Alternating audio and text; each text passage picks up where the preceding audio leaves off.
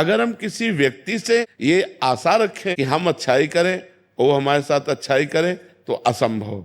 ये कलयुग है, यहाँ कपट छल, मतलब अगर आप उनकी ऐसी परिस्थिति में जब कोई सहयोग नहीं दे रहा, सहयोग दे दिया और उसको पता चल गया कि आदमी तो सरल स्वभाव का दयावान है, तो वो आपको नष्ट करने की भी सोच सकता है कि इसको फंसा लो। वो ये नहीं सोचेगा कि जब कोई साथ नहीं दे रहा था तब इस व्यक्ति ने साथ दिया, मैं कृतज्ञता प्रकट करूं।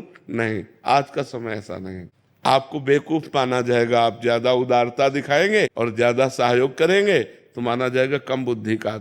और जो छल कपट बेईमानी करे, बोले बड़े प्रवीण आदमी है। आज सम्मान किनका होता है? दंभी, पाखंडी, छल कपट का। और सत्य से चलोगे तो बुद्धू कहे जाओगे। दूसरे को जरूरत पड़ी, अपनी जेब से निकाल के दे दिया। दूसरा भूखा है, अपना भोजन दे। इसको भगवान आदर देते हैं। तो हम जब जिसको भगवान आदर देते हैं उसका कोई अनादर नहीं कर सकता, वो आगे चलकर प्रकाशित हो जाएगा। इसलिए आप भगवान से जुड़ो, इंसान की सेवा करो भगवत भाव से, बदले में उससे मत चाहो, तो आपकी अच्छाई आपको भगवान तक पहुंचा देगी। पर जी हम क्या चाहते हैं कि भी हमने अच्छा किया तो अच्छे का परिणाम तत्काल अच्छा मिले, बट महाराज जी ये तो पक्का है ना कि बाद में मिलेगा हमें? पक्का 1000% पक्का मिलेगा। जब बुरे कर्म का फल मिलता है तो अच्छाई का फल क्यों नहीं मिलेगा?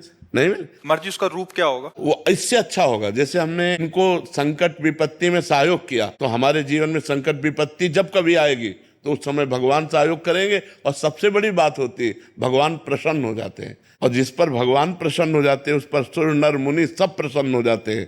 फिर उसका मंगल ही मंगल होता है, वो कभी समस्याओं में नहीं फंस सकता।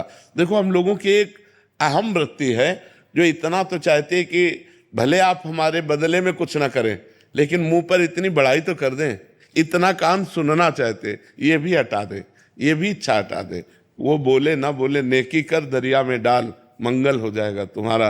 भगवान प्रसन्न हो गए तो सब बात बन जाएगी। महाराज जी इससे संतोष हो रहा है कि बाद में तो अच्छा होगा? बहुत अच्छा होगा। ये जो आप कर रहे हो सरकारी बैंक में जमा हो रहा है। जैसे आप किसी को दवा दिला देते हैं, किसी की विपत्ति में सहयोग कर देते हैं, किसी को भूख मिटा देते हैं, किसी को, वो बोले ना बोले लेकिन मालिक देख रहा है ना, वो हिसाब आपका करेगा। वो हिसाब करेगा तो बहुत अच्छा करेगा। इसलिए हमें संसार से नहीं, संसार के मालिक से जुड़े रहना चाहिए। और ये सब कार्य संसार के मालिक को समर्पित करना चाहिए कि आपकी प्रसन्नता के लिए मैं कर रहा हूं, बढ़िया बात बन जाएगी। वही कार्य कर्म बन गया और वही कार्य कर्म योग हो गया। जो भगवान को समर्पित कर दिया गया वो कर्म योग हो। कर्म योग भगवान की प्राप्ति कराता है। और जिसको भगवान मिल गए तो फिर क्या दुर्लभ रह गया, सब आनंद मिल जाते हैं।